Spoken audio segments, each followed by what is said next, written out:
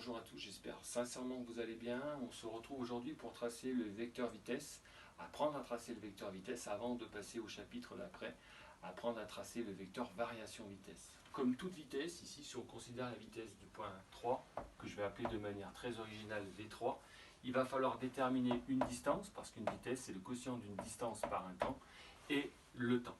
Donc effectivement ici pour le point 3, on va essayer de toucher, d'assimiler la plus petite distance entre le point avant 3, c'est-à-dire 2, et le point après 3, c'est-à-dire 4. Donc ici, la distance que je vais pouvoir déterminer sur le vecteur vitesse V3, la distance la plus fine, ça sera la distance entre 2 et 4, nodé M2, M4.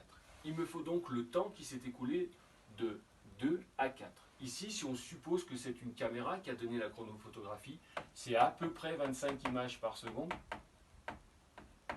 soit un temps de 40 millisecondes entre chaque image. J'ai donc eu 40 millisecondes entre 2 et 3, 3 et 4, 40 millisecondes à nouveau. J'ai donc deux fois le temps ici à prendre en compte.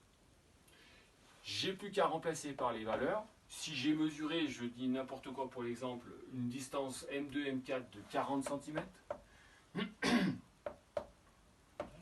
la base de temps 40 millisecondes, c'est donc 0,08 secondes. Pour travailler dans les unités du système international, je vais mettre le numérateur en mètres, ce qui fait 0,40 en gardant les chiffres significatifs, divisé par 0,08, 0,080 pour garder les chiffres significatifs, soit une vitesse de 5,0 mètres par seconde.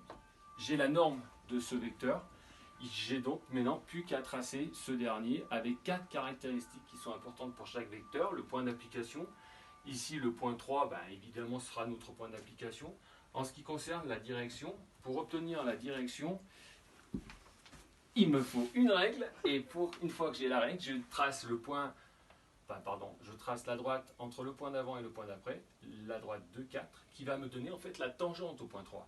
J'ai plus qu'à tracer la parallèle, ici, à trouver une échelle et à respecter le sens.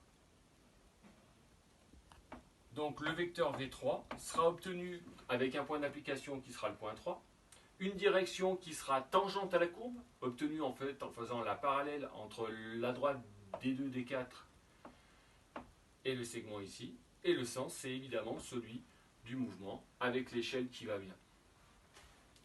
A bientôt pour le prochain épisode.